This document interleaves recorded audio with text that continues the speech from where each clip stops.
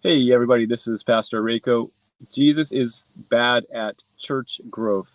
Now, I say that tongue in cheek. Of course, Jesus is the one who makes the church grow. He makes anyone come to follow him. We're reading through the Gospel of Matthew, and today we're at this place at just a couple of verses.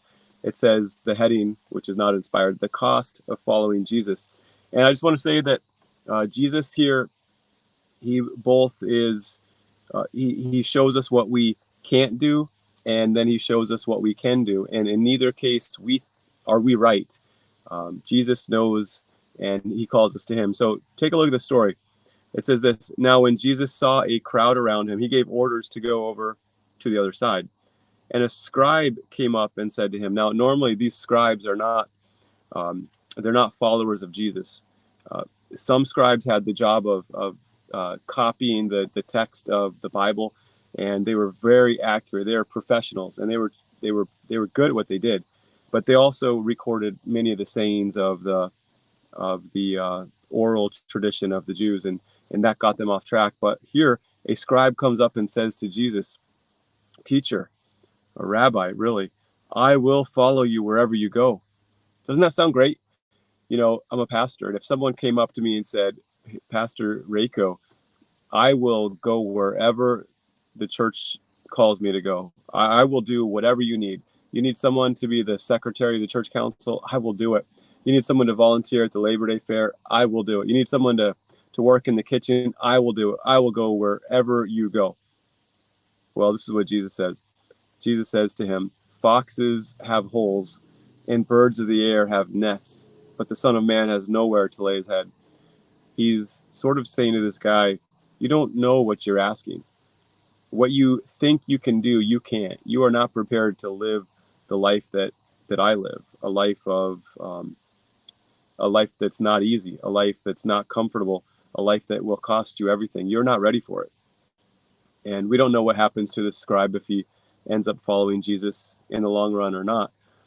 Verse 21 says, this is chapter 8 of Matthew, another of his disciples said, "Lord," and again, this is one of his disciples, or of the disciples. He says, "Lord, let me first go and bury my father." And this sounds really good, really pious. It's like, Jesus, I will do whatever you want, just not yet. I'm going to go and bury my father. And it's an excuse from tradition, family tradition, and the culture. I'm supposed to honor my father and my mother, and so I'm going to wait until this is not, get this, it's not just I'm going to wait, I'm going to go home right now because my father just died, and I'm going to bury him. I'll be back, in 2 days. No, he's like, my father is leaving to me the inheritance, and he has my loyalty. He requires of me that I obey him and trust him and do what he says. And so he says to me right now, don't go follow a rabbi around. I want you here, my boy. And Jesus says to this man, uh, follow me, and leave the dead to bury their own dead. Here, Jesus is saying, don't wait your whole life to do what you're supposed to do. I am calling you to follow me. We don't know what happens with this man. We see some stories, like with Levi, Matthew, that Jesus says, "Follow me," and he gets up and he leaves his tax collecting booth. He does this miracle. God makes it happen through the words of Jesus. We don't know if these people end up following Jesus, but I will say this to you, that Jesus says to you, follow me, follow me. You may follow me into a place that's not comfortable, that's not easy, that is a place of great persecution, but follow me. And he says, leave what you're doing and follow me. Now, for each of us, that looks differently. But Jesus does speak to us. Come, follow me. He says that later in this book, and I will give you rest.